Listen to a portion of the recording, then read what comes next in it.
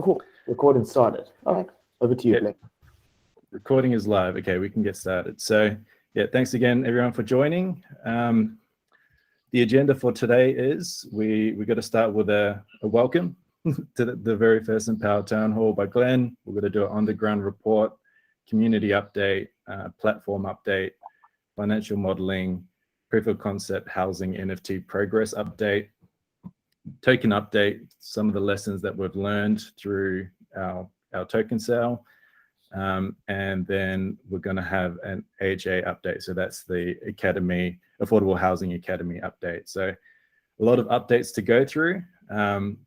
So yeah, look forward to going through all of them. And as mentioned earlier, at the end, we'll host an AMA style conversation at the end as well to go through some of the common questions in the community. So I think with that said, we can move on to the welcome stage. So I'll pass the mic on to you, Glenn. Yeah, thanks, Blaine. So first of all, welcome everybody. It's really, I'm absolutely pumped to have everybody here.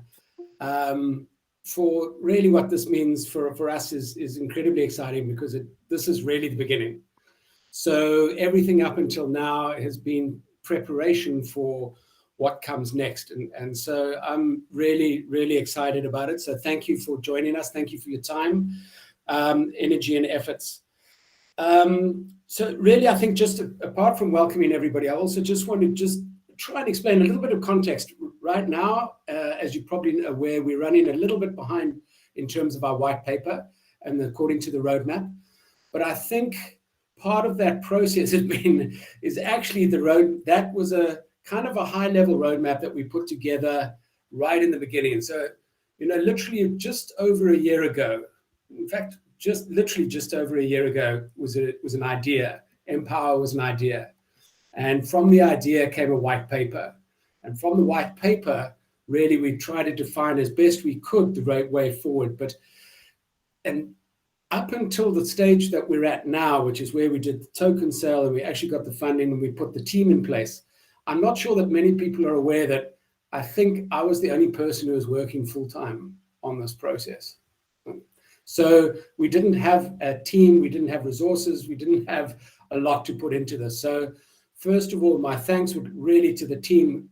Now, obviously, we're bringing the team on board and we're able to define things slightly better, and we're starting to really be able to flesh things out a little bit better. We're able to put the resources in place that we should have had actually from the beginning. And if we'd been a conventional entity, that's probably the way we would have done it. So really, in terms of, we've been having to deal with some of the development issues from the process around that, which has been a little bit more challenging than we anticipated.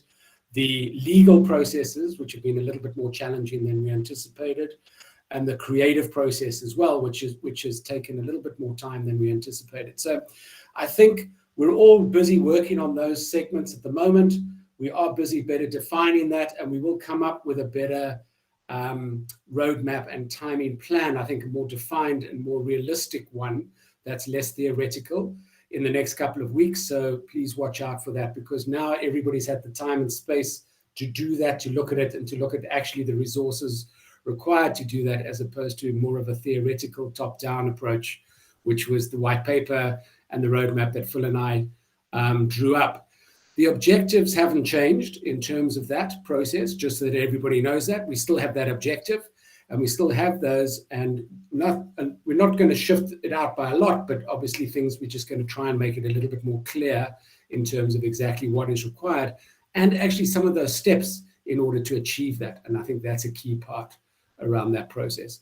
So with that, I'd just like to say welcome to everybody. Thanks for joining us. Great to have you aboard. And as we said, join the journey. It's the start of a wonderful journey, and we're really excited to have you aboard. So thanks for coming. Amazing. Thanks, Glenn. So moving on to the next part of the agenda, which is the on-the-ground report. So Empowa is obviously a real-fi project, which means that we use DeFi, we use NFTs, ultimately to have a real-world impact. So this stuff is really important. So I'll pass the mic on to you, Maria O'Dill, to provide an update on all the on-the-ground matters. Great, thank you, Bling.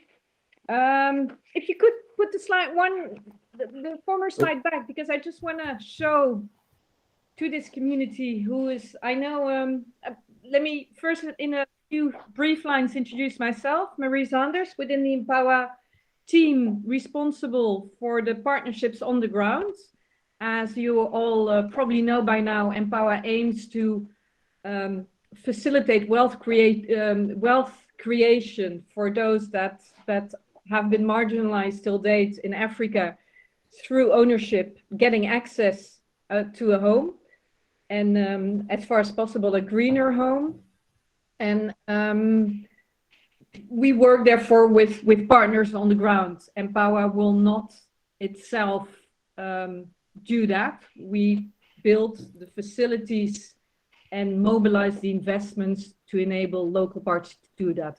So our first partner on the ground is Casreal Mozambique, and you can actually check the homes that have already been built through Catalyst funding that we mobilized earlier in the journey and will be financed by Empowa to enable low to middle income African families to move in. And it's interesting, the images on Google Earth and Google Maps have just been updated. So if you go to Casreal, Beira, Mozambique, there's actually two locations where Casreal pops up. In the center of the city is Casreal, the affordable housing developer company, the office, but also in the development area on the outskirts of the city where new land is available for construction. There is this image you can find if you Google, well, those with very good eyes can see the red dot there that says Casreal, and there you see among those houses built there are still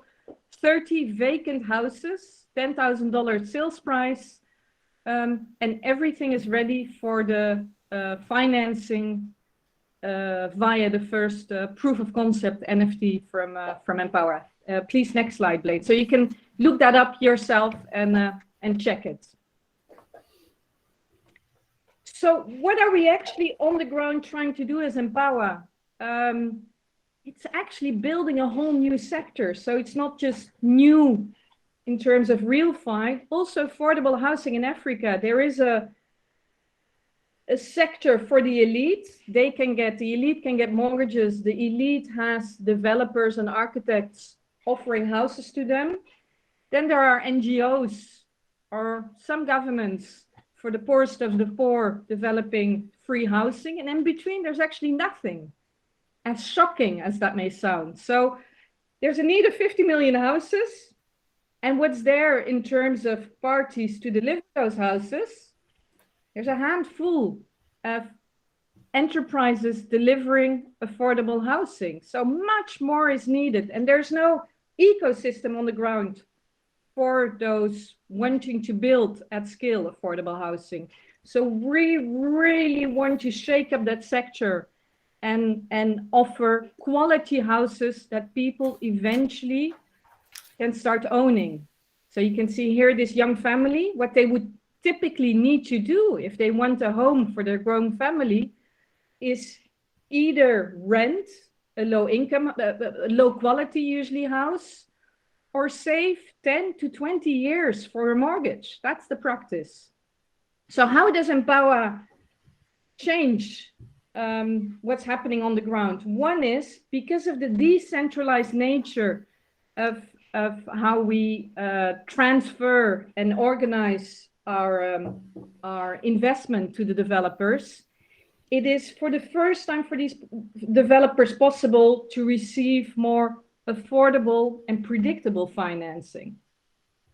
So they only have to worry actually on the typical issues you would want to worry about as a developer is to mobilize clients and deliver within cost, within time. Because the traditional structures in Africa are so badly developed, most entities that want to deliver houses to low to middle income families usually collapse soon because they have to spend 50, if not 80 or 90% of their time chasing funds, organizing finance, ensuring even if you've mobilized finances to ensure it comes with you, and all the other headaches that those that have ever operated in Africa, they are faced with. And because of the efficiency, affordability, and the transparency of our systems through the Empowa platform eventually being offered, a local developer can operate differently.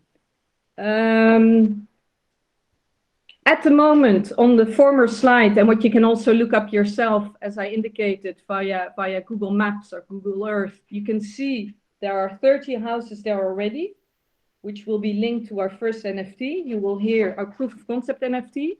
You will hear more about it later, but the houses are there. There is a short list also of families that are ready to move in. And another element that's really groundbreaking and will enable us and our partners on the ground to scale up is that instead of families or individuals, clients of these homes having to chase mortgages, which are both unaffordable for the majority. You may have heard this statistic before, but in Mozambique, where our first project is, in a country of 30 million people, there are 600 mortgages, not more, not 600,000, 600 mortgages, because they're just so unaffordable and inaccessible to people. So that system doesn't work. So how we approach it differently and why developers can have more success on the market is through this lease to buy model, where people, instead of having to have a huge file of paperwork to prove they can, even if it's very expensive, but can afford this mortgage, which they usually can't do because at least half of their family income, if not more, is through informal side jobs. So they can never get enough proof together they can afford the mortgage, but with lease to buy, they can build up a track record of what they're actually paying. And also once they're in a stable situation and they know they can eventually own the home, what you see is that people start saving a lot. So then they can attract also other types of financing down the way. The more own savings they have, the less financing they're going to need, right? Enough about the first project, because we're not going to get stuck at financing 30 homes as Empowa. Our aims are big, our ambitions are big, the potential market is big. So we've also been very busy as Empowa to source reliable other delivery partners. Those are, there's only a few around, but we have already relationships with other potential partners in other countries in Africa, and are preparing projects with those for the next NFTs to come, the next projects to come. So enough for me. If you have questions, you can ask them in the AMA, or you can always find me in the Telegram chat or on Twitter or LinkedIn. You can contact me there also. Thank you. Oh yeah, there's the next slide, sorry. I think I've addressed a few of those already just now, but challenges and learnings, those are certainly there. If you do new things, there's a lot of learning and challenges to overcome, but let me assure you that, and the challenges also, we're dealing with real people on the ground. So you're literally developing the train, developing new systems and new offering, while the delivery partner on the ground is dealing with real clients who just want a house on favorable terms. So you want to give them as much as security and predictability as you can, otherwise you're going to lose those clients also. So it can be a challenge to work ultimately with real people while systems are being developed, and that's also why we've chosen to start slowly with one specific first partner and really get all the bugs out of our systems, and really also go through every step in the way of what's needed to make our system functional, because reality is usually different than theory. and it's better to test that out with one trusted local partner than to because the market is so big and the need is so big to start big, and you increase the risks if you then have to take out the bugs at that level. Building trust is also always an issue, especially when you start a new business, but I would say especially within the environment of the clients we're dealing with. Have people with family incomes between $200 and maybe $1,500 a month. They've typically been overlooked in the markets, in the countries in which they live. They've been excluded and they've been exploited. So to build trust is a challenge. And that's why working with solid on-the-ground partners is so important, because they have that trust and that relationships with their local communities. I've referred already a few times to the high potential demand. Till date, there are no operators in this space who are getting the offering right to be able to scale this up. We can with the tools I've already explained. And there's no one out there really capturing the possibilities that blockchain and other crypto related tools can offer, together with the real world partners that we work with, like Empowa is doing. So if we get this right, there's really limitless demands.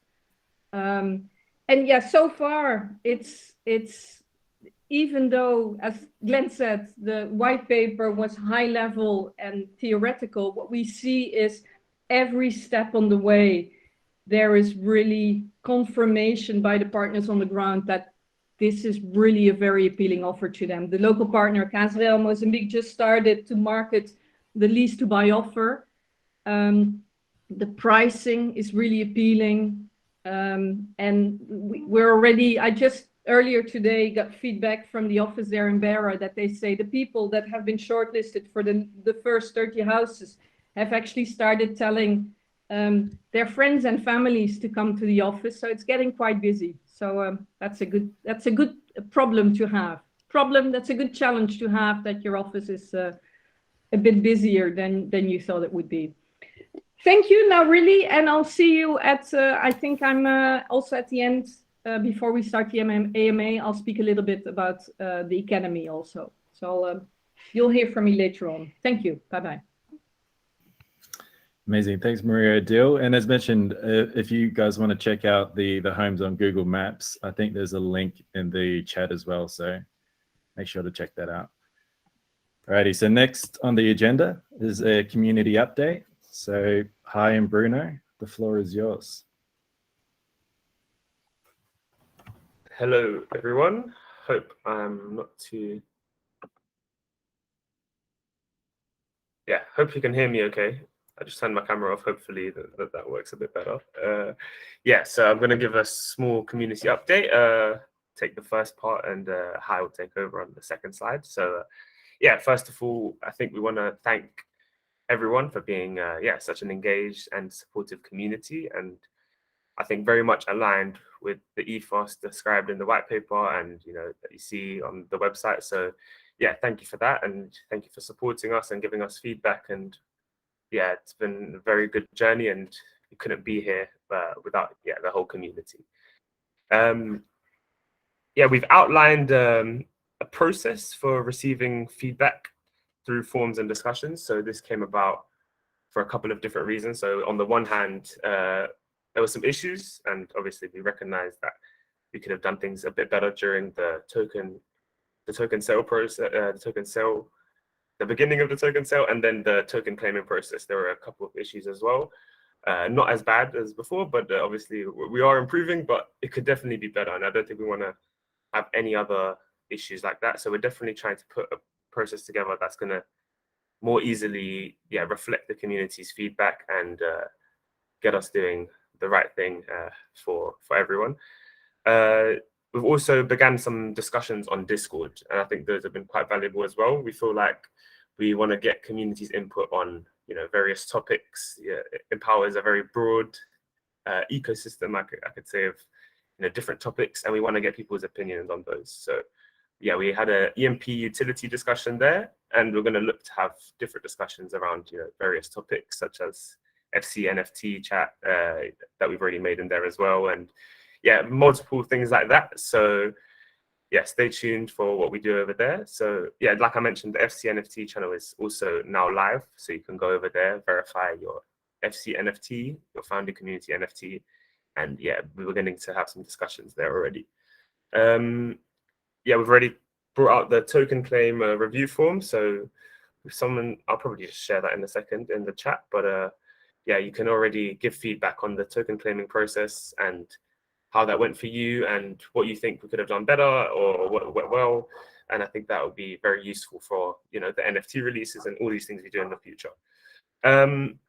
Yeah, we've also got an areas of interest form where we took a couple of weeks ago, maybe a month or so, and that has given us really good insight as well into what people are actually interested in seeing from marketing and community engagement perspective. So what they actually want to see us bring out. So that's been also useful. We've been definitely using that to plan and schedule ourselves. So yeah, we've made a schedule of content, and yeah, using that list of topics and the community form to kind of gauge exactly what we want to release. And yeah, so we've got a few community events that are now planned. We have the bi-weekly call with the community support and advisors. So we have that every other Sunday, and we've been doing that for a little while now. And the other one is this exact monthly town hall, where we can give an update from all aspects of the community, and an Empowa Cafe that I'll also be starting on Twitter Spaces.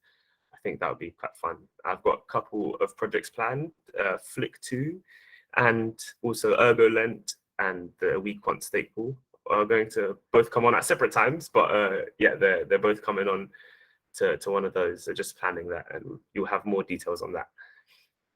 Hi, do you want to take over? Thanks, Bruno. Yeah, thank you, everybody. Bruno said a lot already, but I think it's good to discuss how we've learned from this journey, because it's a journey and we promise to learn, and we are learning. So it is mine and our whole team. We want to build a very, if not the most impactful community on the blockchain, so that if we want to be the most impactful, we need to keep on learning. The last 6 weeks after the token sale, we saw that there was a lot of activity around, okay, what is this proof of concept NFT?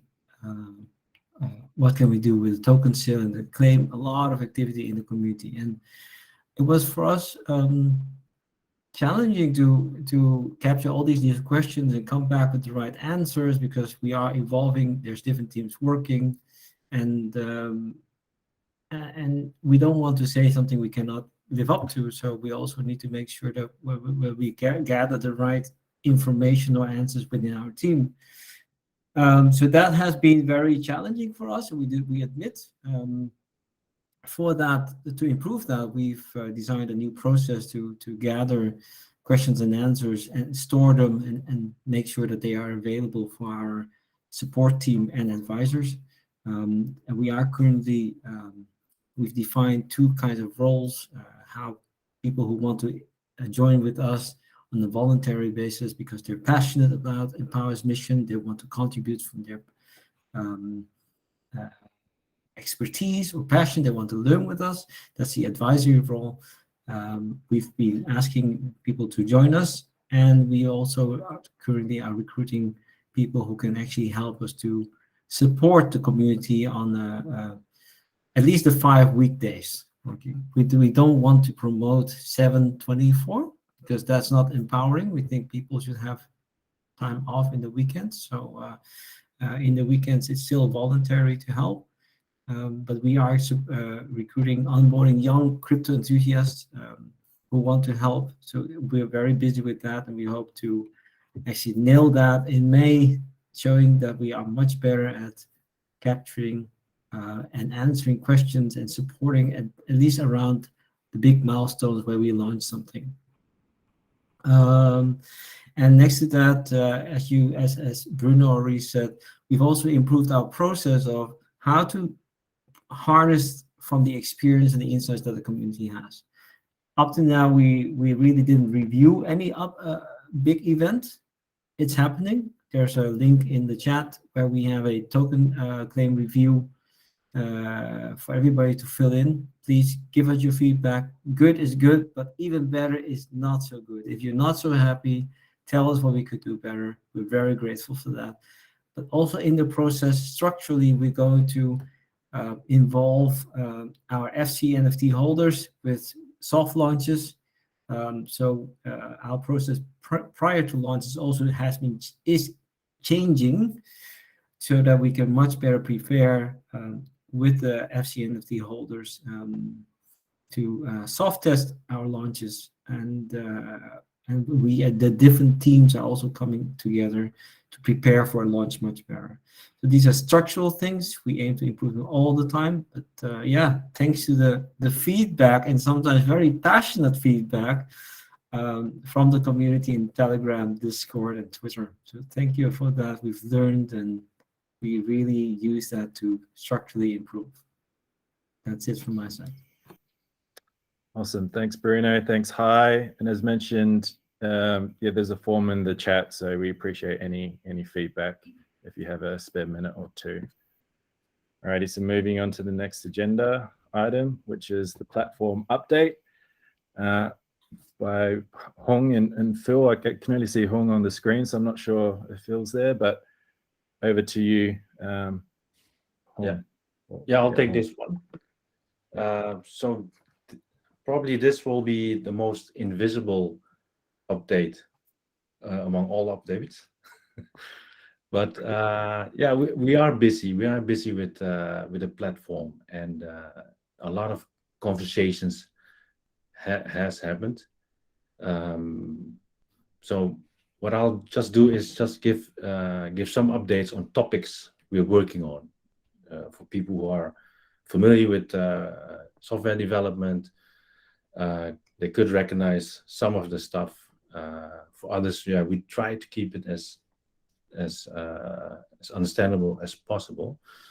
But as Glenn said, we are working on a roadmap. Part of that roadmap is a technology roadmap, not in detail, but more of what topics, what milestones are we heading towards, and yeah, what can we share with the community. What we're also working on is how the user experience of the platform. How should that work for people? How should a user behave on a platform, or how does he want to behave on a platform?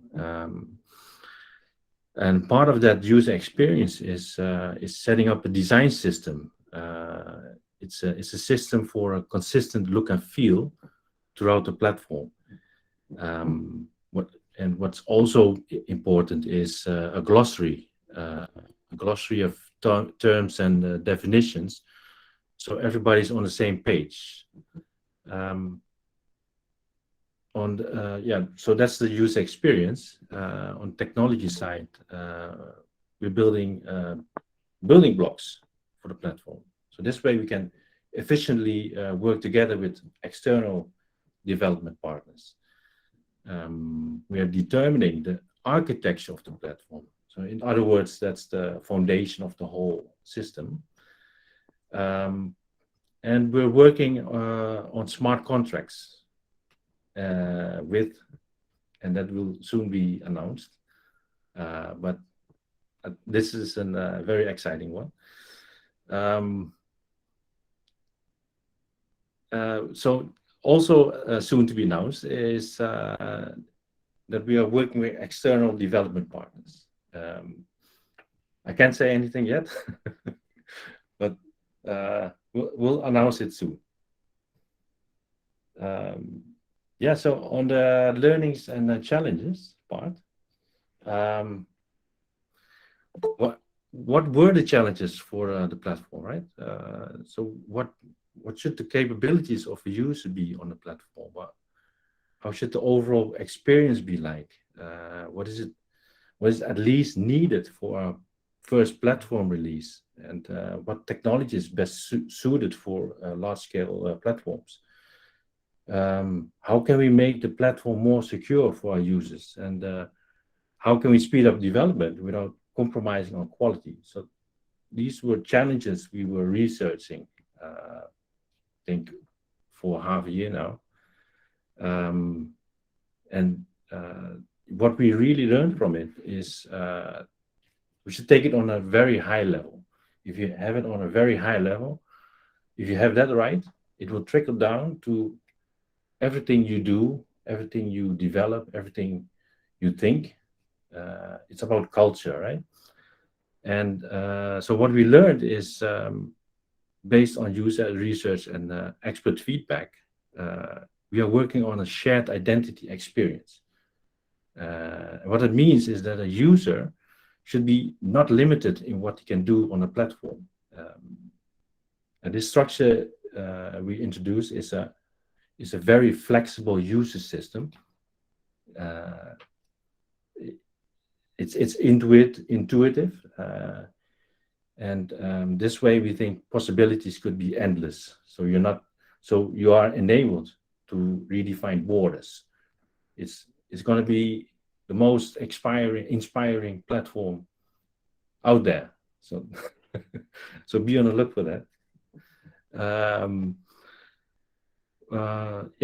Besides that, we don't want to wait and launch for the platform features to be complete. That's why we launch with baby steps and make each step worth it. We want our community to already enjoy a basic, powerful Empowa experience. So launching it will be soon, will be definitely this year, but then with features that are basic but bring a lot of value to our users. So yeah, those are the topics. Alrighty. Thanks, Hong, for the platform update. Moving on to the next update on the list, which is the financial modeling by Andrew. So Andrew, if you're ready to go, the mic is yours. Great. Hi, everyone. Could we go to the first slide? Yeah, so the main area of focus is we have to remember that as interesting as deploying blockchain technology is to solving problems, at the end of the day, the real issue is still one of math. This experiment can only proceed if it is sustainable. And it needs to be financially sustainable. Otherwise, it will go the route of many projects that have started to try and benefit the situation on the African continent, but has gone on to fail. So what we really want to do is provide the tools needed for institutional investors to feel comfortable in putting their money in a platform, which would be the Empowa platform, to the benefit of housing on the continent. So it's essentially taking all the investment banking and quantitative analysis tools that we have, applying those methodologies and technologies to the NFTs, the EMP token, and the projects themselves, and building the underlying software technology to collect the right data and return this data both to investors, the community, and the general public. So we've essentially got a very small team.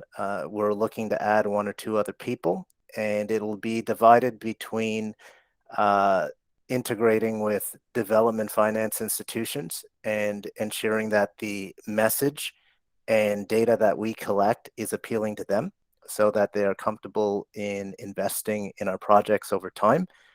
because, as many of you know, crypto is often viewed as the wild child of the world of finance. But that's a process that is going to be changing over time. And what we want to do is make sure that the Empowa offering is able to speak effectively to the traditional financial markets in terms of attracting capital. So that's where the risk modeling and the analytical tools will come in. One of the biggest risks whenever you're dealing with Africa, frankly, is inflation risk, and that correlates strongly with foreign exchange risk. So we have been having discussions and are trying to build the right tools to make sure that we mitigate these risks in a way that gives predictability to the pricing, to the repayments that the homeowners or the client prospective purchasers are going to have. And that in turn will provide a certain element of stability to investors. I think that's a really critical piece that has often failed people when participating in projects on the African continent.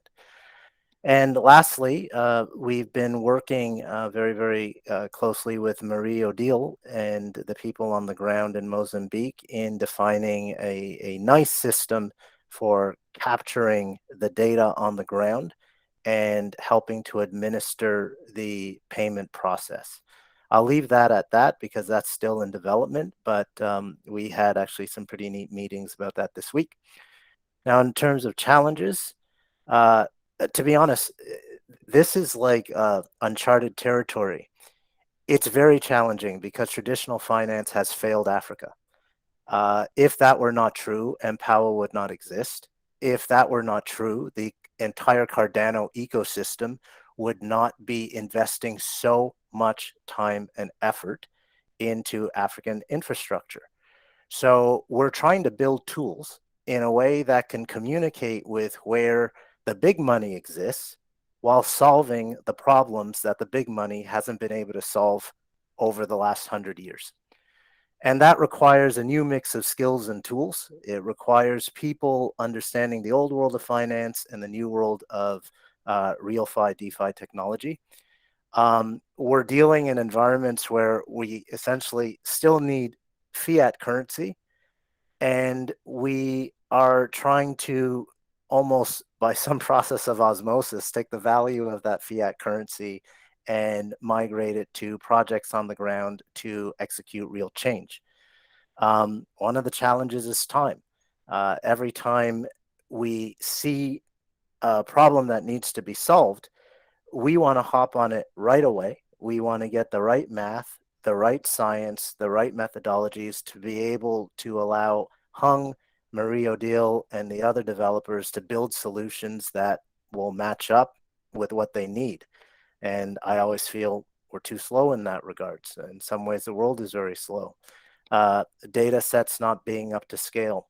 Well, obviously, since this is a new field, we don't have a lot of data. It's not like we can pull out 50 years of historical mortgage data whenever it comes to Mozambique. Whenever I think the statistic Maria Dale gave was there are 600 mortgages in a country of a population of 30 million. And then, of course, there's a learning curve associated with this. All of us on this call are very familiar with the terms decentralized, NFTs, tokens, tokenomics. But whenever you go into the world of traditional finance, the World Bank, African Development Bank, they don't understand our world the way that we frankly understand theirs. So that's advantageous to us. But the downside is they have the money. The key learning is that the old way of doing things has failed the continent. I was in Africa about a month ago. I was in Ghana, and everything that Empowa is doing was affirmed to me there because the same issues with housing issues, cost of finance, cost of capital, interest rates, interest rate volatility, they were all there.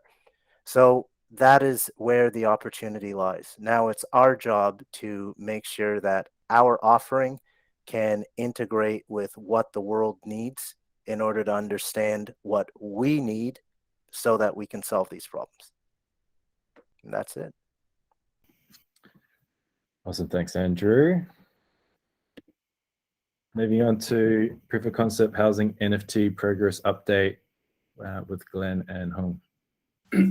So yeah, just to kick off on that, and then Hong will take over. I think part of the process here is the reason for a proof of concept housing NFT, and I think Andrew's given us a great introduction to this process. You know, the real world challenges are significant. To give you a sense, as some of you may have heard before, it took Casa Real before, when they got external funding, it took 6 months for that to go through the central bank. So obviously we didn't want to do that. We don't want to do that. But what does that mean? So, you know, we could do it with a small amount for the catalyst funding, but now on scale, at a scale, and once that starts to become a regular function, how actually does that work? How do we get it through what platforms, what exists in Mozambique? There's not a lot. So it's not as if there's an exchange that we can just send, you know, that somebody can go onto an exchange in Mozambique and trade even stable coins, let alone any other kind of cryptocurrency. So how do we actually do that process? So that's, you know, just one of the issues around that. How does the actual flows work? What is the pricing that we go in at, that, you know, Andrew's referring to in terms of sustainability? And we're always trying to strike that balance between sustainability for collectors and NFT purchasers on the one side, and then for affordability for people on the ground. To make it affordable, is it practical? It has to be able to go to market. So these are the things that we have to test.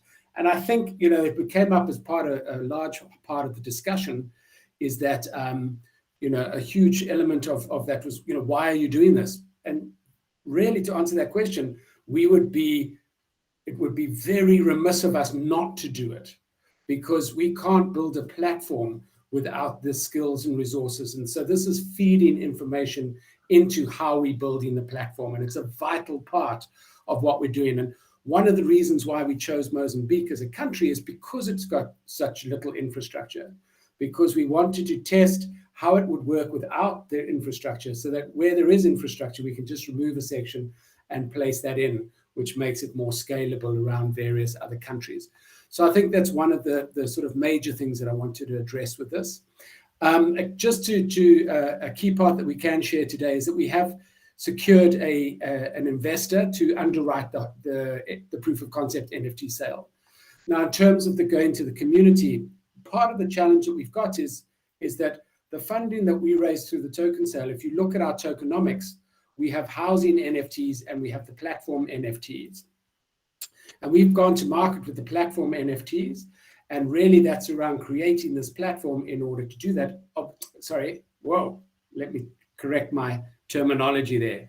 I'm getting myself confused. Not NFTs, platform tokens. It's the EMPs.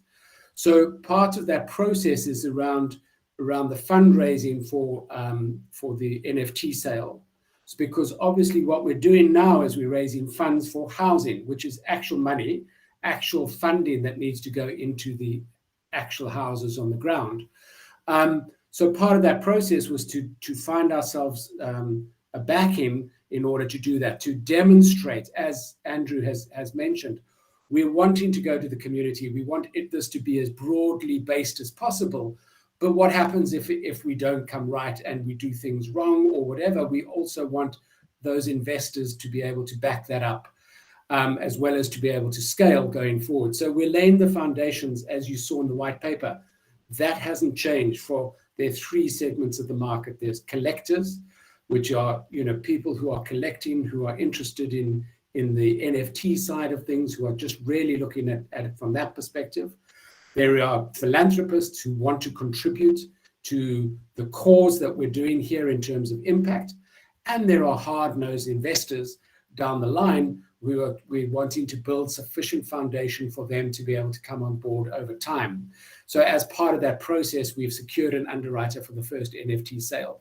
We will still be going to the community, sharing this process with the community, but we have secured an underwriter for that. The marketing campaign we've been busy on. Hong will go into maybe that in a little bit more detail, as well as the impact cards and the NFT is the basis of that. The foundation of what we're doing now is the foundation for the future. There's no point in doing stuff that we can't reuse and we can't utilize. So that's why it's taken a little bit longer than we anticipated in the theory, because in fact, it was going back to basics in order to make sure that we laid the foundations in all of these aspects, in the user experience, the technology, and the marketing, but to really put that together. Hong? Yeah, I guess you updated my points also. Well, just to update on the marketing campaign. Of course, we have to sell these NFTs, these proof of concept NFTs. But yeah, if you build it, they won't come, of course. So we need to promote. We need to see how to attract people, how to inform people about these NFTs. And that's why we are setting up a big marketing campaign for this, which also functions as a proof of concept campaign for all other NFT campaigns. So when another project starts and also sells NFTs, we can use the learnings from this campaign and design the right tools for it, right? What do you need to start a marketing campaign around an NFT? That's the last point also. How can we share it with the community? What's the best way to share it? Which tools do we use? What feedback can we get out of that again?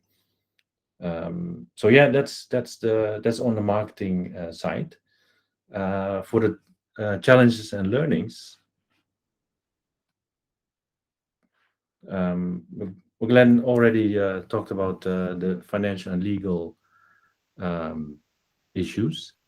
Or you want to go into that again? No, I think addressed it enough. Thanks, Hong. Yeah. So yeah, about the user experience, the learnings, and how does the NFT work for all participants on the platform, right? And how can we add more value to an NFT so it becomes even more interesting for other collectors and other audiences? So what we learned was that purchasing for an NFT through the platform brings more value to a project. It should benefit everyone involved in the project. That's our goal, right? So what we believe is that the passionate people on our community who want to make an impact in the world, they bring added value, meaning the more activity and marketing around the project, the more value and impact it brings to the project. And the way artists, celebrities, agencies, collaborators, everyone telling their story, that plays a really crucial role in added value. We can go into detail later, or we can give another update on that, but this is the main thing we learned from our research on this NFT site. Alrighty, thanks Hong, thanks Glenn. Moving on to the next update, which is the token update by Greg. So when you're ready, Greg, sure. Hey everybody. If you want to go over to the next slide, Blaine. Yeah, so I think it's been a real journey for all of those who've supported the Empowa project. Launching our token both through the ISPO and obviously through the token sale. And now, for many of you have probably claimed your first tokens and have them in your wallet, and are looking forward to getting more, of course. When we look back at our token sale, we really thought what were the key things we were trying to achieve going into it. And the main thing we were looking to achieve was to get the EMP token into as many wallets or individual users' hands as possible, while not creating any big whales that could impact the longevity of the project. And I think we can say with we achieved that. We're quite proud of the results that we had. So ultimately, there were over 4,200 unique users who got their hands on our token or were able to purchase our token, and that we know were individuals because we obviously did our KYC process. Another metric that we really wanted to focus on was allowing people who maybe didn't have a lot of disposable income but wanted to be exposed to the project to still be able to do that. That's why I think in round 3, the minimum purchase amount was $2.50, and we had one user who purchased as little as $7.50. So really getting the token into the hands of a broad spectrum of investors. To look at our ISPO, for those who maybe recall, we used 2 partners to stake pool operators to run our ISPO. That was Proof of Africa and Smiles. Both of those were charities that we thought were doing really impactful work on the continent, and we decided we wanted to support by making sure that the pool operator fees went to them. I suppose unlike some other pool operators, we chose to give them 10%, so a more healthy set of the rewards. And in total, those 2 pool operators were able to get 50,000, so not dollars, but 50,000 ADA in fees from that partnership. Just to give you some sense of what that's meant for those two partners, well, for Smiles in Africa, that's allowed them to give 1,923 children health insurance. So I think really impactful change in their lives. And Proof of Africa are choosing to use their money to support their ABCD initiative, which is really focused on training up young Africans, and with a focus also on young African females in the world of technology and in blockchain specifically.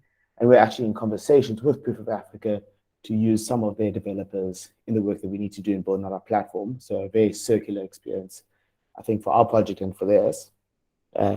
Talking to some of the details, if anyone's looking to purchase more of their tokens, or of course needs to offload some of them, there's decent liquidity across MinSwap, SundaeSwap, Ring Riders, and MuesliSwap, with obviously our intention to keep adding to those as more tokens are released.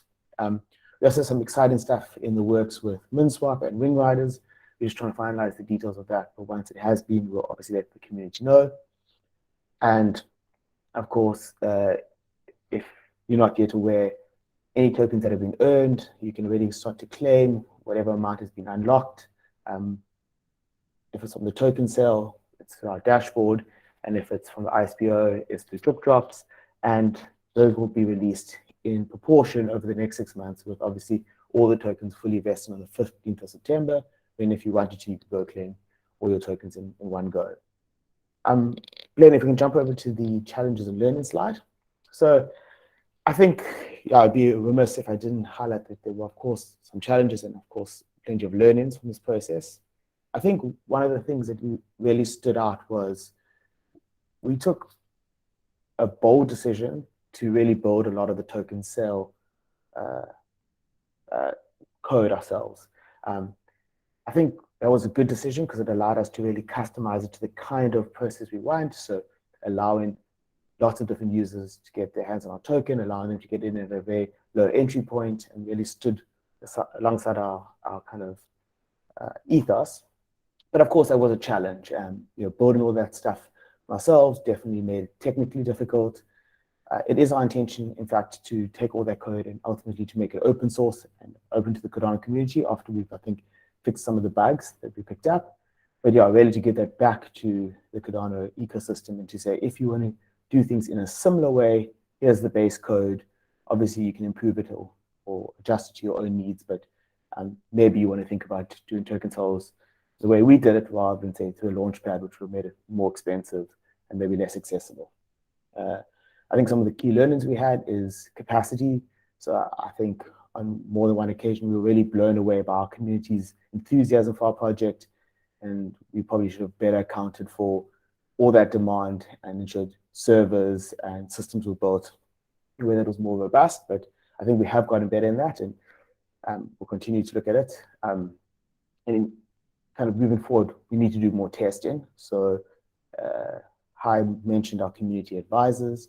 Well, that is a volunteer a volunteer position where anyone on this call, or anyone listening to this call later, if they would like to become a community advisor, you can of course apply. And that is really a group of people who dedicate their time because they believe in what we're trying to achieve, but become a sounding board for us. And that can both be a sounding board to help us think through some strategically difficult decisions, but also help us to improve our product. So the community advisor will be brought in a lot sooner to test our solution, to stress test it, and make sure that it works in a way that's intuitive. I think far too often we understand how things should work, and therefore, it seems intuitive to us, but of course, once it goes out to the broader community, maybe it's not as clear. I think we're going to stop launching any events on the weekend. I think that always hampers people's ability to respond, especially if we need to use third-party providers and need to get back to them. Often they're offline, so try and launch more during the week. We're going to be investing in more community support across the different time zones. Of course, many of our community who are based in Asia, they maybe don't enjoy the same level of services we'd like for those who are based in the Central European time zone, where many of the people in the project are based.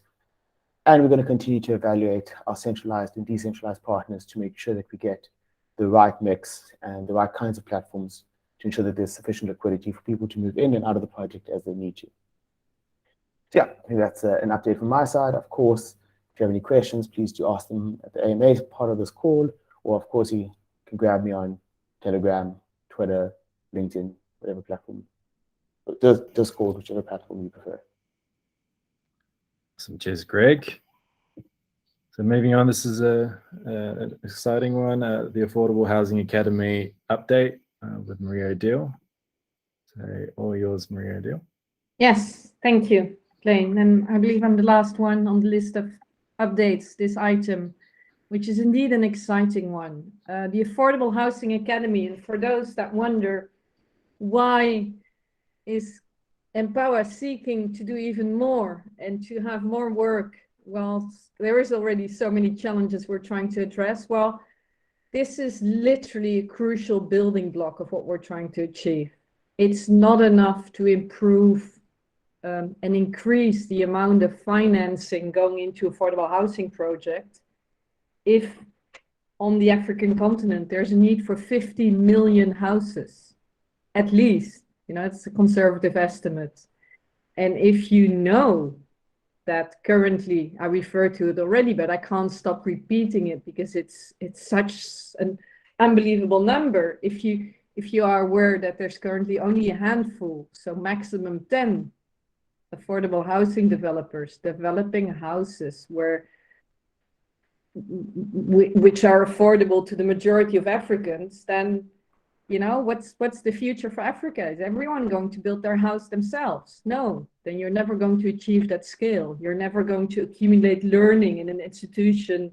If everyone builds themselves, then you never have group learning and learnings that can be applied in next projects, etc. You also have cities that are, if people would only build themselves, cities that are subdivided, and you see that already for those that have traveled in Africa, that there's a huge spread of the city because communities have not been planned out that could have been planned out if it was approached in a more wider community development way, which a developer can do. But we're trying to do, as we're Empowa, we're trying to do something different here. We don't want to expand an extractive model of housing development, which we see also happening in many other parts of this world, but especially in Africa, where there's just a developer coming in for a quick profit and exploiting people. We want to have fair rewards for those that develop houses, but not be exploitative. And that's also the business case. There is abundant proof of low to middle income people able to pay for a house and paying for the bad quality housing they currently live in, paying amounts that you can build a sustainable business case on. that is attractive to developers. But currently, those developers, there's no, as I referred to earlier already, there's no ecosystem for them. There's no space to learn, to attract high-level financing, and or to attract financing for their first few projects, which are perceived high risk because there's no precedent. So what is then the reality for these wannabe affordable housing developers? Well, in many countries, you've heard by now, we've mentioned in Neves and Empowa how expensive local financing is for those wanting to get a mortgage. You know, double numbers between 20 to 30% is not abnormal. Well, for an affordable housing developer to attract project financing where the risks are perceived even higher because the houses aren't built yet, the pricing of financing starts at 30%. So you can't build an affordable housing development based on that, those extortionate rates for financing. So with Empowa, we want to bring more affordable, predictable, and efficient financing into the system. But the bottleneck is if you don't have enough capacity then of developers locally that with that financing start building affordable housing and greener housing. Let's not, we've not spoken about that yet, but there's more, there's a lot of work happening in that space also to enable greener housing, and we'll share that also within this community once we have more. We've spoken about the EDGE certification process that we work with, and there's more to be shared on that soon. So we're already building a pipeline as Empowa with the few affordable housing developers that are active successfully. So for the term to be in the short term, we have enough of a pipeline building up. But in the longer term, I see a feedback from someone. Coco, could you explain what you mean? Is my volume not correct? Can people hear me? Please aloud, I don't get you well. Anyway, I'll proceed. And if anyone else has a problem with the volume I speak with, do let me know if that's a problem felt with by more people. Okay, thank you, Andrew. So the developer course is us as Empowa thinking really beyond the short term and building up a capacity of quality, affordable housing developers who are really embedded locally and want to improve the offering of quality housing to their local communities, and jointly with them build business plans literally and test them and grow them so that they're really realistic and scalable. So we just launched the academy a few weeks ago. There is the logo you see here. It's been advertised. You can find it if you Google for Affordable Housing Academy, and probably one of my colleagues can put it here in the text for those that haven't seen it yet. The reference to that website, and it's really nice to see already now the quality of people responding to it, and the experience and the work these people have already done to really try to pull something off the ground. So what we'll do is this year is mainly in our partnership with EBU, the European Business University, to really start developing them as all of them have a passion for affordable housing and have a dream, and some of them have worked out that dream already in a bit more detail, but nearly all of them, or at least most, if not all of them, need improvement of their business skills, which are crucial, of course. So through EBU, they will be able to strengthen those. Those are mostly online courses, so that's very accessible. So that will be the focus of this year, and then early next year, those that will be accepted to the academy, as currently we've launched a call of participants for the academy that will close the 5th of May. and those that will be accepted will go through that journey of doing those business courses with EBU. Those that are successful in getting that certification from EBU, the European Business University, will be asked to pitch their business plans to us as Empowa. And the most appealing one among those will be funded by Empowa. And that's really, will add, in my opinion, and based on my experience, to the success of our platform, because we really have literally homegrown developers who sign up to our ethos, really understand the business plans we're after, and know their business locally, know their markets. That's often a big reason why these types of projects have failed before, because it's people from outside coming in and applying approaches and thinking that just don't match with local reality. And at the end of the day, we're not about charity here. It's not giveaway houses, but we want local people to not only should the house be affordable, but it should be a match with what people want. So that, yeah, you're asking lower income people to put down hard-earned money for it. So that requires really knowledge of your local community. So we'll share as much as we can and as the participants of the Academy allow of their journey. So more to come in this space on the Affordable Housing Academy. Thank you. Thanks, Maria-Jill. Really looking forward to seeing how this one evolves. There's a link of the website in the chat. And for those listening to the recording, it's affordablehousing.academy to check that one out. Let me just go to the next closing slide. So yeah, thank you everyone for joining. This concludes the presentation part of the town hall. So I think we've got to dive into a bit of AMA for those that want to stick around for that. And a reminder as well, this is being recorded, so we'll share the link to this if you want to kind of look back on it and zoom in on particular aspects of the town hall.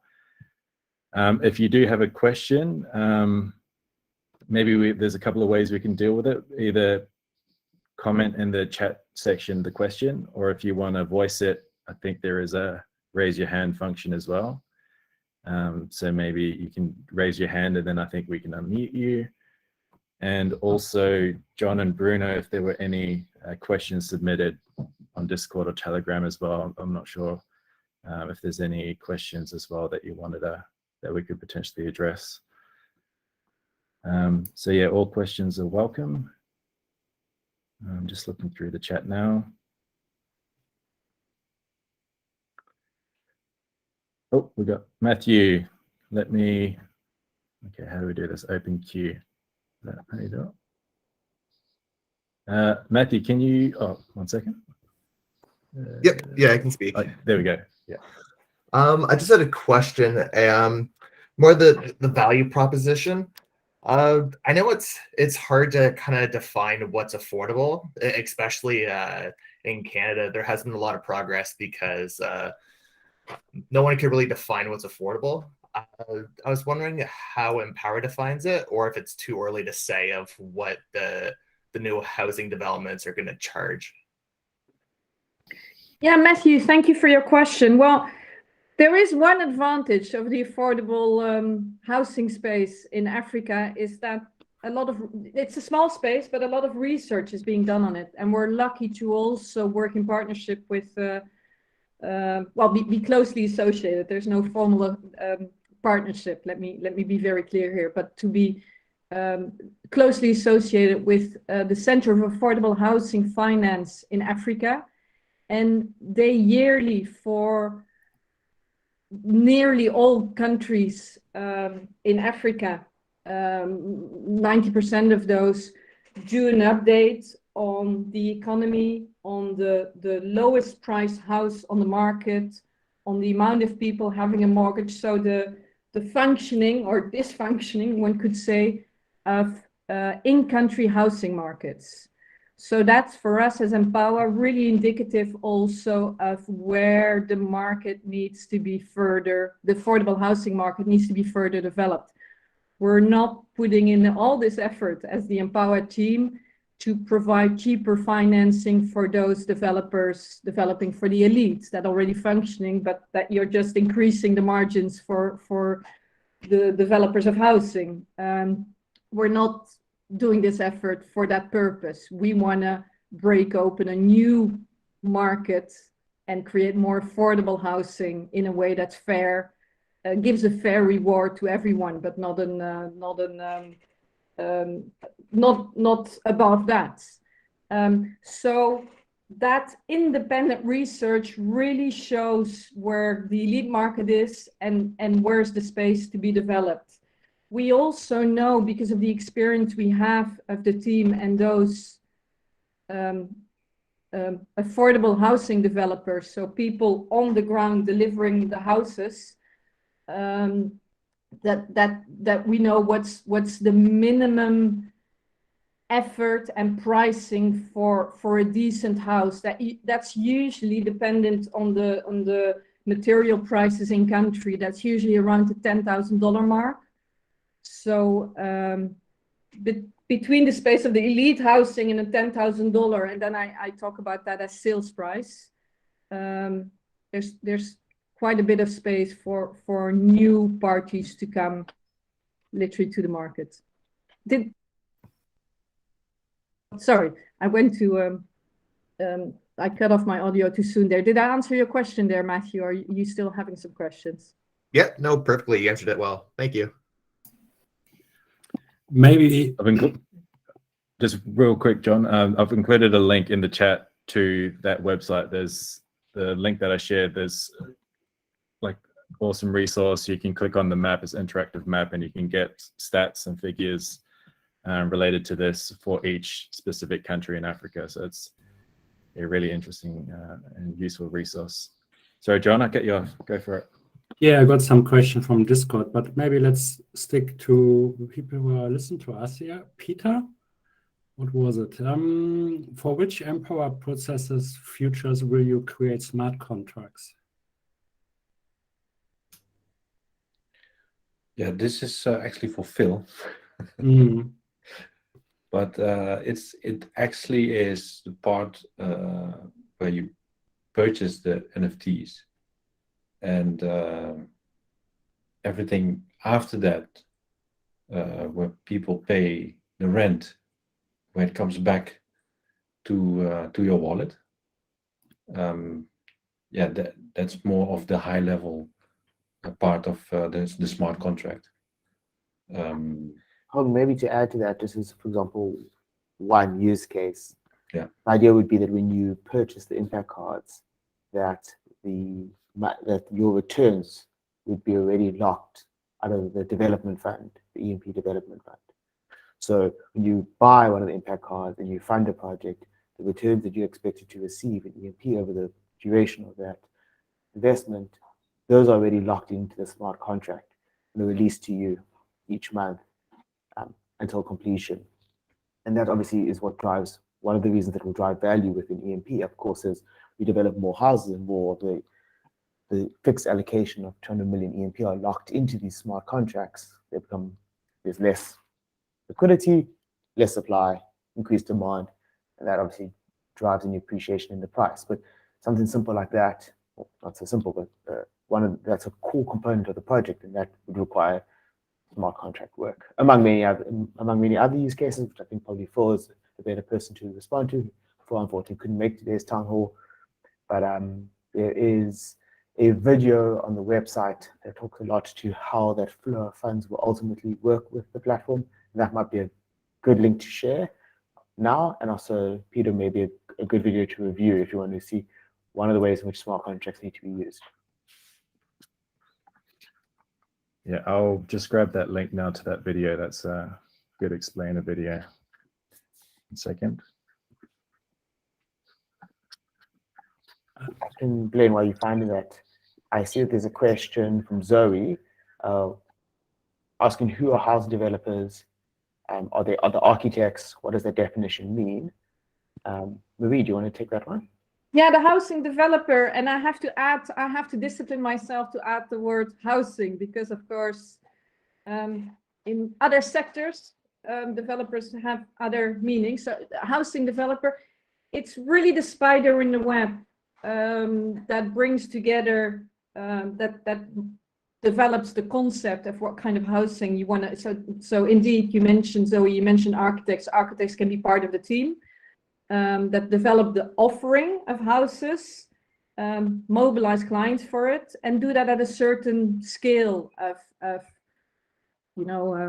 20, 50, 100 plus houses. My ambition for the Affordable Housing Academy is that those affordable housing developers eventually are strong enough to develop 300 to 500 units yearly. Because then, because it's the challenge of being that spider in the web is you have to have technical knowledge on how to design, on how to build. You have to have it in-house or be able to develop partnerships for that. So you have to be able to get and have practical skills to build that within budget, within time. But you also need to have the savvy that you can mobilize clients for it. Just because it looks nice doesn't mean there is an appetite for it. Just because it's affordable doesn't mean it's accepted by people. There are certain cultural preferences and challenges there. We also, I refer to that briefly, and in next updates, the more we have to share on that, the more we'll talk about it, about the environmental features we want to stimulate in our in the housing projects on the ground. So those are all challenges to bring together in a package, and then you need to sustain yourself also as a company. That's why I talk about that scale of 300 to 500 houses yearly, because experience shows that volume is really necessary to keep afloat as a strong company in this sector. So yeah, I hope I answered your question well enough, and otherwise please add in the chat if you want something else clarified. Thanks, Marie. We have one here, Coco. Sorry if I mispronounced your name. I want to know if the houses will be built in every country in Africa or in just some specified countries. The beauty of decentralization is that we can operate quite efficiently as an Empowa, whatever geographical territory there is. So it's up to the local partner developer to comply with all the legal registrations, and so that is also why Empowa doesn't want to set up a company everywhere. We have local partners who are well equipped and more efficient in dealing with that. But yeah, the ambition is to go wherever we're needed in Africa, so not just one country. A question from Bhagavath. Will there be a quality check on the houses after construction by a third party or anyone other than the builders? For sure, but that again lies within the mandate of the usually you can't just build anywhere unless you do it informally, but we're looking here to formalize this affordable housing space, people building themselves. Those are typically not registered houses, and then they're not an asset that can create wealth for them. So we work with partners on the ground that operate within the formal space. So they need to comply with local registrations with regards to that. So specifically, for instance, with Casarela Mozambique, the house can only be sold if someone from local authority signs off on it. So, and that's a local engineer. And even if the house needs additions to it, you need special permits for that. So that's not within the scope of Empowa. It would be too complicated for us to achieve scale if we need to get involved at every little detail, but we will ensure our assessment of the local parties we work with, that they comply with all of that, with the local rules for that. And I think as well, Marie, just to add to that, I think one of the biggest issues around so many of these projects require external consultants to fly in and check both financially and structurally all of these issues.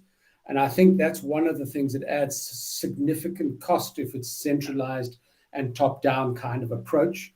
So very much what we're trying to do is build the resources on the ground to be able to do this kind of thing on an ongoing basis, so that we can support that process in a cost-effective manner as well, so that it's around creating structures that enable that without flying in consultants all the time, which tends to be the process.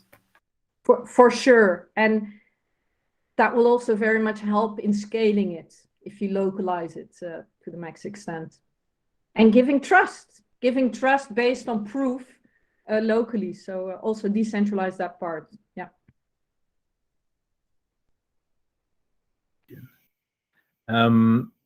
We have from Dave, how have you been hit by the current extreme rise in material costs? Don't know.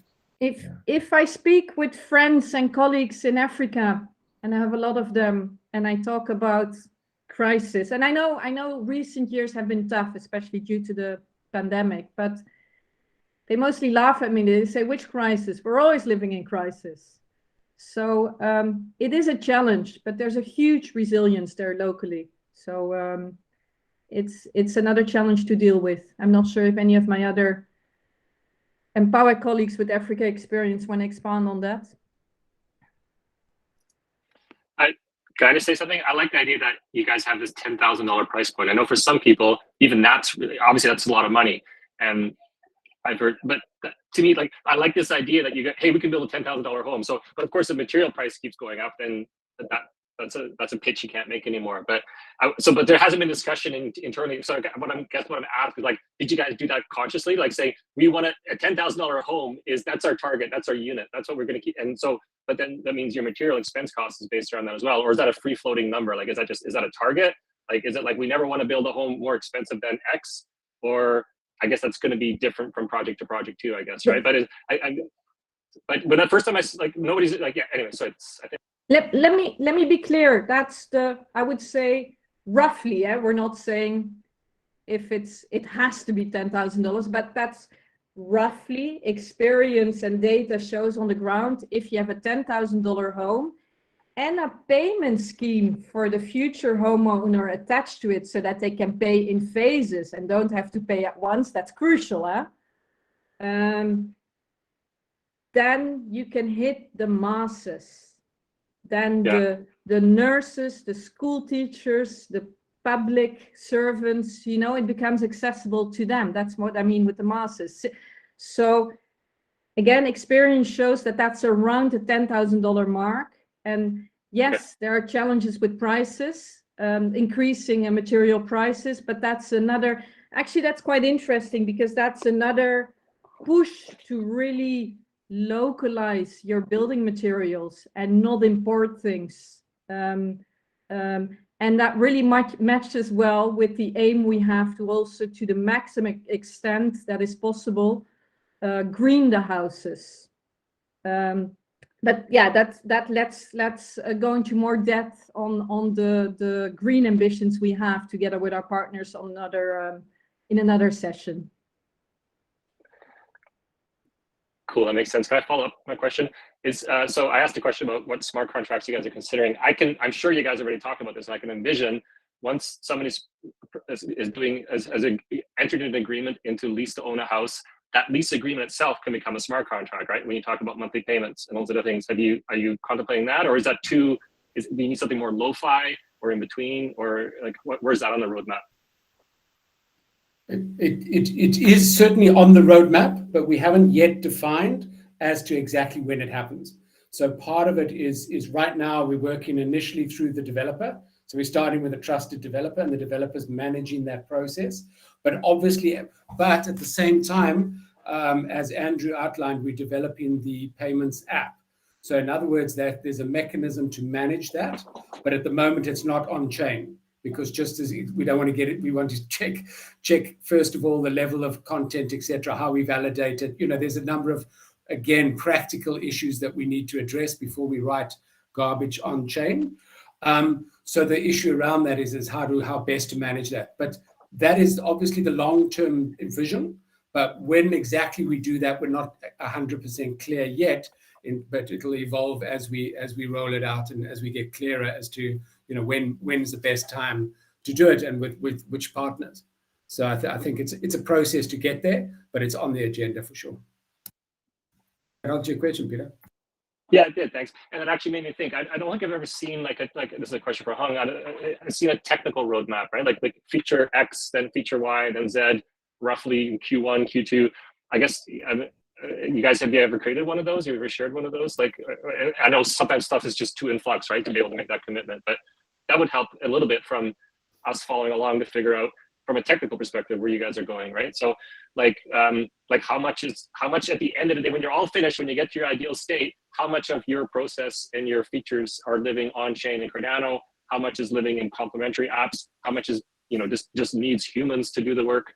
I guess I'm still trying to get a little bit clear in my head where all the pieces fit for Empowa, and I'm sure you guys are figuring out as you go along as well, right? So, but anyway, a development roadmap that a lot of projects have those. I'm not saying you have to have them, but that would help answer some of those questions. Even obviously it changes, but yeah, that is exactly what we're saying. We have been working on that and getting clarity for ourselves as well as terms of exactly what that is. So yeah, we will be releasing that in the not too distant future with some more clarity on exactly that, because we've had some resources actually to apply to it now, to apply some proper thinking and proper minds to it, as opposed to Phil and I sort of going, oh well, we could do that in 3 months, kind of scenario. Yeah. And you probably understand why I'm asking, right? I'm working on Landana. We're working on a land administration application, proving that you own land and all these other things around managing land, infrastructure on land. We'd like to be the solution for that. And then we'd like to start thinking about where could we complement Empowa? Like Empowa's doing this, we're doing this. These guys are doing this. INX is doing this, we're doing this. Like, so there's a nice ecosystem emerging, and you guys happen to be a few steps ahead of most projects. So you're kind of by de facto kind of defining the space in a lot of ways, right? So it's like it's fantastic. So it's a fantastic project. So that's why I'm asking these questions, because I like to figure out how we can keep syncing and following the Empowa wave, the Empowa tidal wave. Yeah, thanks. And yeah, we'll certainly keep that. But I think there is a way to go, because we've got to test some of the practicalities, which is kind of what this proof of concept NFT, as well as the payments app, is doing. We wanted to test that process first, and then it'll help us better define exactly when we get to what. But so that, those are the kinds of things that we're testing through this process before we get to platform, if you like. So before it actually gets on chain. Thanks for the question. We've got D Sports crypto, but I think Greg, you might need to unmute him. I can't seem to do it at my end. Hello? Can you hear me? Oh. Can you hear me? Vaguely. Oh, sorry. Is this loud enough? Yeah, it's okay. Okay, yeah, sorry about that. Yeah, I just had a question. I've been following this project since the beginning, but I don't think I've seen anything on it. I kind of just want to give an example. So like in the United States, especially down here in Texas, we have a lot of construction going on since 2021, 2022, or repairmen coming in. There's very little verification process. It's kind of like you got to know someone to get a really good repairman or anything like that. I was kind of thinking, like, how do you guys verify with construction workers or even people that come into repair? There's so many ripoffs that happen, even in a developed country like the U.S. Lawsuits and everything, and people just bail on projects.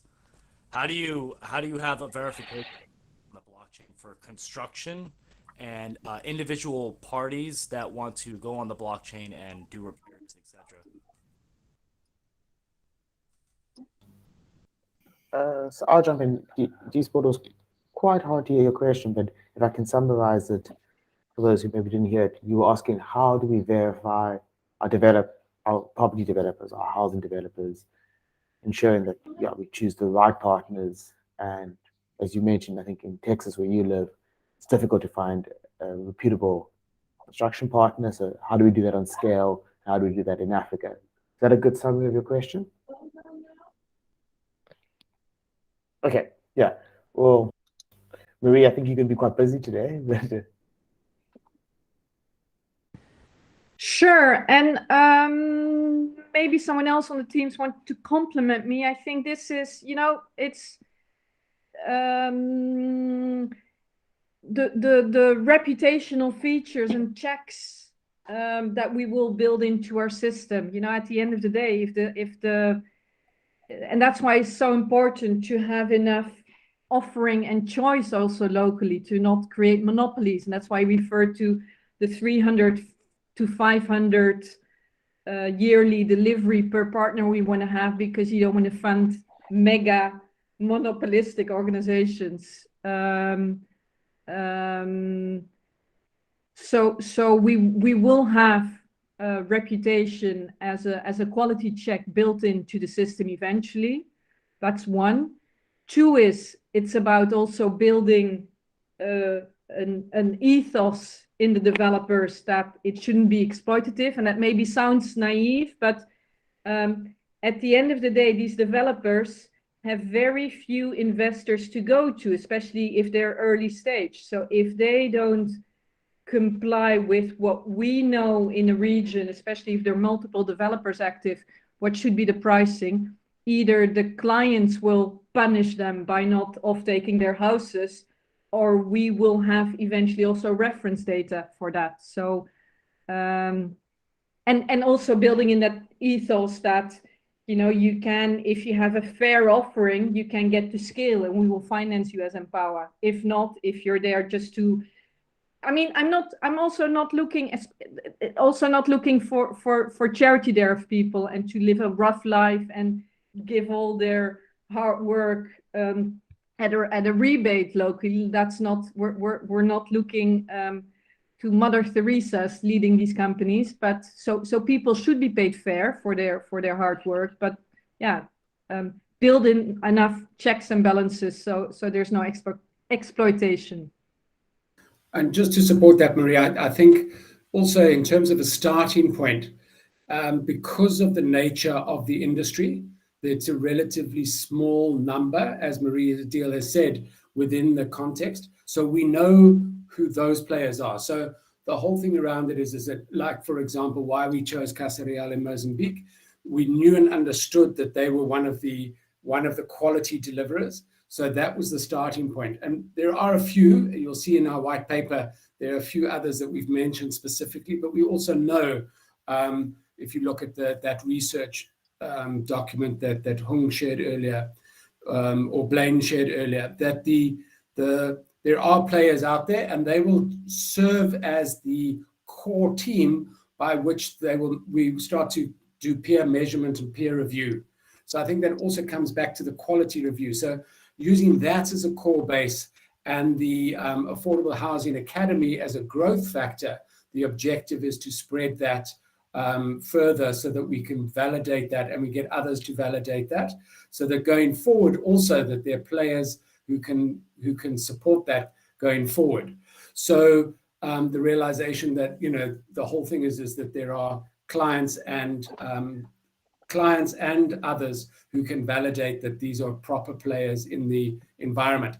How exactly that's going to work, we're not clear yet, but we do know that we've got a base from which we can start, and at least we can start that process, which I think is important.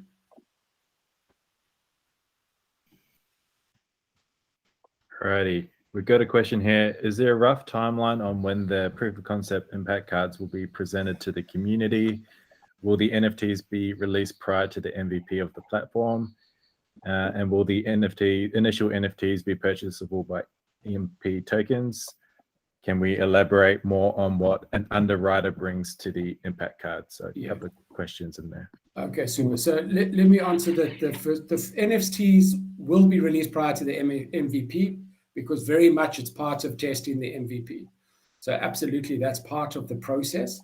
Exactly when that is, unfortunately, some of this is beyond us, because we're relying on external providers, because there's some of the legal issues that, again, we're trying to lay the correct foundations to make sure that we're addressing the issues, both from a financial, which I think we've got clear now, that we've been managed to work through, and then also from the legal processes and legal issues that we sort out in terms of what this NFT looks like and how it's structured.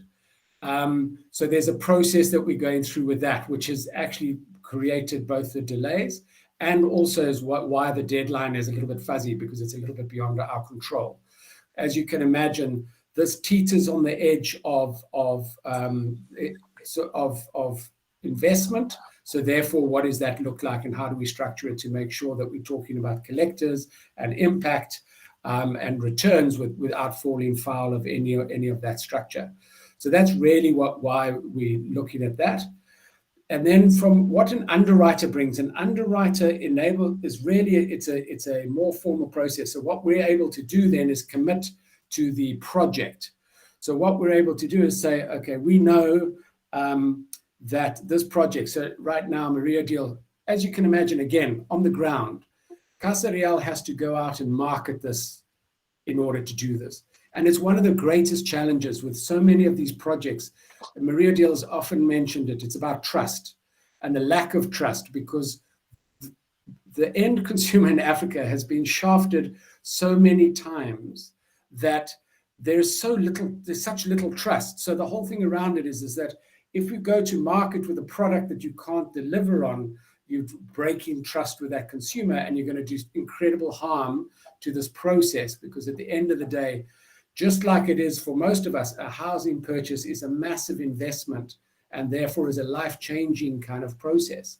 So it's not entered into lightly. There's got to be complete trust, and there's got to be methods to do that.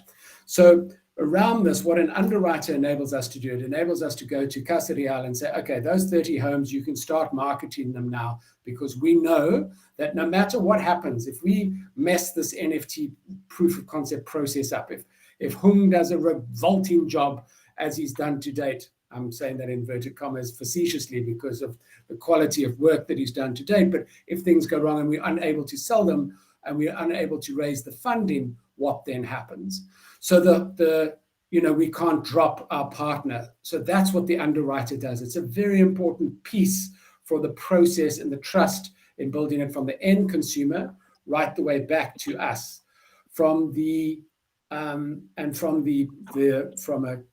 Our perspective, what it does is it also builds confidence within the community that there are traditional players here or bigger investors who are keen to be part of this process. And that's really also what we're trying to prove, is that, somebody's prepared to say, you know what, if you don't sell one of them, I'll take all of those NFTs because I believe they're going to be valuable, and I'm going to believe they add value and going to create value. So that's a very important part around the process.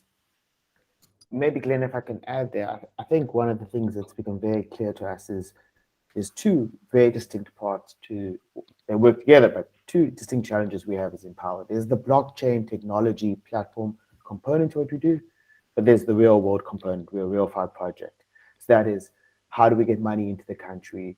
How do we source supplies? How do we get the right kind of tenants? How do we build houses that our tenants want? And if anyone who's been following our Twitter feed and Telegram and Discord, you would have seen some feedback on the CO2 negative houses that we built, the wooden houses that weren't as well received by, we built them as part of the Catalyst project, but that weren't as well received, let's say, the stone or brick houses that we built. And that was an interesting insight, and we got interesting learnings, and we're getting more feedback as to why people wouldn't want or wouldn't choose as a wooden house over a brick house as their first choice. We're making an investment decision for them, buying a property. And so by being able to test that alongside building the platform, it gives us significant data, significant insights, significant learning, that when we have the platform ready, we already have that insight, we already have that learning, and we're not waiting until that point to only start to find out, oh wow, getting X amount of aid or X amount of EMP or whatever it might be into Mozambique is going to be a challenge. Or hey, that house we built with a certain layout isn't as popular versus an alternative layout. And so, we're already starting to get to test that alongside building the platform, which is of course going to take time, because writing code, and especially writing code for the blockchain, takes time, but we can learn those things in parallel. And I think for holders of the EMP token, the thing to note is that this project, this pre-platform project, will operate in the same way. We're going to ensure that it operates in the same way or very similar way to how platform impact cards would operate. And so what that means is any money that is invested in this first project will lock up EMP. So it's already taking that first step to lock up some of that EMP and to already start to, diminish the supply. And of course, as I mentioned earlier, that diminished supply is a way that the token can appreciate in value as demand increases. So it is definitely not going to operate in the same way that impact cards will operate going forward because there isn't a platform. And that may mean, for example, that EMP might not be, we may not be able to accept EMP. As Glenn alluded to, we have partners that we're having to operate with to get this to work in the short term. So when we have our own platform, of course, EMP will be accepted, but for now, it may or may not. We obviously work with those partners to see what's possible. But I think the value that it brings to us as a project in terms of on-the-ground reputation, Glenn's already mentioned that, learnings, getting data, as Andrew's discussed, locking up EMP, which is good for the long term of the project, and just helping us to learn in parallel. I think that makes it a very valuable project. And having an underwriter, the name of which I think we'll be able to disclose hopefully in the coming weeks, who's already said, listen, we believe enough in what you're doing, it will take all 30, the equivalent of all 30 homes, shows that we're on the right track towards something. And of course, we don't want to only get it financed by a third party, we want to make it open to the community, which is why we haven't just signed a deal and moved on. We do want to give the community a chance to really start to finance houses and help us execute on the vision that we all have.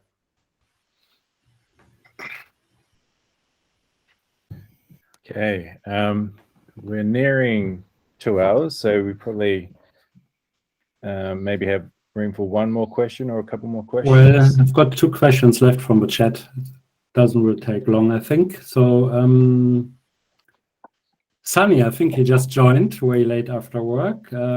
When can we expect price feeds or tracker like on CoinMarketCap or CoinGecko? Yeah, so I can jump into that. So I've obviously been in contact with both CoinMarketCap and CoinGecko to get our data onto both those platforms. It's a process that takes a bit longer than it seems obvious. The big challenge for getting price feeds onto those 2 platforms is that they don't accept data from decentralized exchanges, definitely not decentralized exchanges on Cardano, which if you looked at the list shared earlier, that's exclusively where our tokens being traded. In terms of centralized exchanges, we realize that that's an important platform to have in place, not only because it will supply the data that both CoinMarketCap need to feature our pricing of our project, but also to give that option to our community. Maybe just some transparency around that, we've been approached by a significant number of exchanges, all of them asking us to list, but listing on exchanges is an expensive process, and it also obviously locks up a lot of your liquidity. So we're busy evaluating each of those on their merits. To again be very transparent, it's not the Binances, it's not the Crypto.coms, it's not the Coinbases yet, of course. Those are, might fall kind of later in the life cycle of a project and obviously carry an even bigger cost to list. But there is a list of plenty of well-known exchanges with high volumes and high liquidity that would like us to list.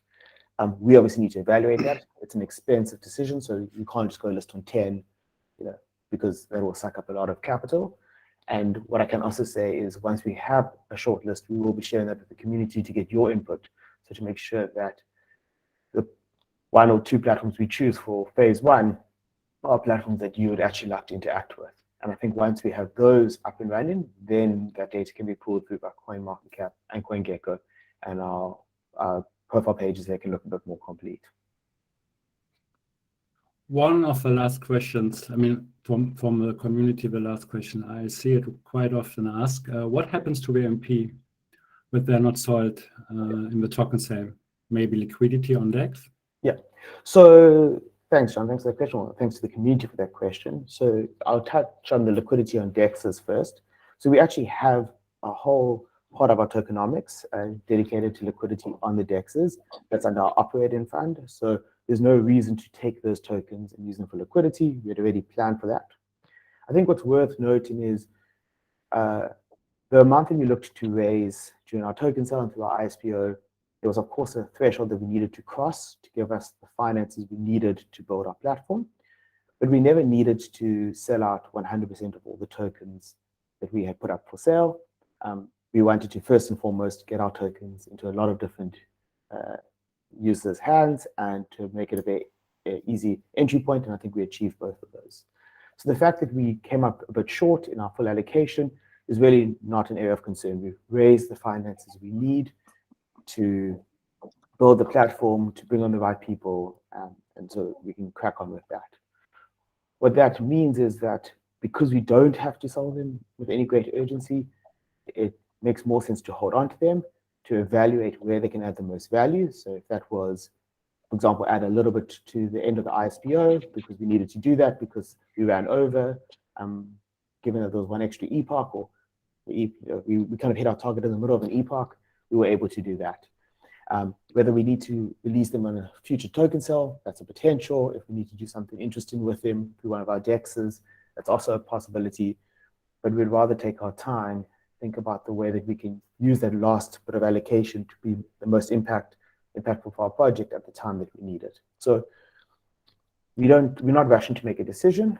What I can say with absolute certainty is whatever we do with the allocation, it will be to get into the hands of our community. So it's not going to go to a team allocation. It's not going to go to financing of properties. It's not going to go to anything other than a way that the community can get their hands on more of our tokens. But the best way to do that, that's something to be decided maybe in the coming weeks or months, but nothing that needs to be decided urgently.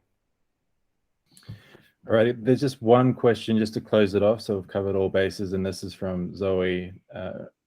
Should be a long one. Will the impact cards be project specific or not? So yeah, I don't know if anyone else wants to tackle them from Glenn. Otherwise, I can take a crack. I'll at least get us started. So I mean, ultimately, the impact cards will be designed in such a way that they'll allow you to support projects that you feel most akin to. So longer term, if that is focused on a particular region, then that should be possible. If it's to support a certain kind of house, maybe a house that has a certain environmental score, you need to be able to do that. If it's one that you want to maybe only support a certain demographic, maybe that's female homeowners, then we'd like to enable that as well. So we'd like to try and align your investment as much with your objectives, your social objectives. Of course, that's going to require some scale. So to be transparent, I don't think that's going to be the first few iterations of the impact cards. Yeah, in the first few iterations, we're going to be trying to solve a lot of things, and we may not have enough to warrant a female only or a environmental only or a region only impact card, but that is absolutely the long-term ambition. So yeah, you will be able to hopefully jump in and focus on what you want to focus on, especially once the platform's up and running. Absolutely. Thanks, Greg. A great answer. So, but initially it will be project focused. So as a proof of concept, it will be project based, but that's not the long-term intention. Oh, you mean like, so the 30 homes in Beira? Correct. 30 homes in Beira, that'll be the NFT. So that's a starting point, but it's not the end point. And that's one of the difficulty of answering some of these questions, because it's exactly that. The answer is it's evolving, but so certainly right now that's the starting point. So yes, it's project specific initially. Alrighty, I think that's all the questions, guys. I think that concludes our first town hall. So again, thank you very much, everyone, for joining. This whole thing has been recorded, so if you want to listen back or watch back, we'll share the link on socials soon. But yeah, thanks everyone. I don't know if anyone from the team had any closing words. No, thanks, Blaine. Thanks for MC, and thanks to the community. And we'll also share the PowerPoint of the presentation. Right. Thanks, everyone. Thanks, everyone. See you in the next one. Bye-bye. Thanks a lot. Bye. Cheers. Bye-bye.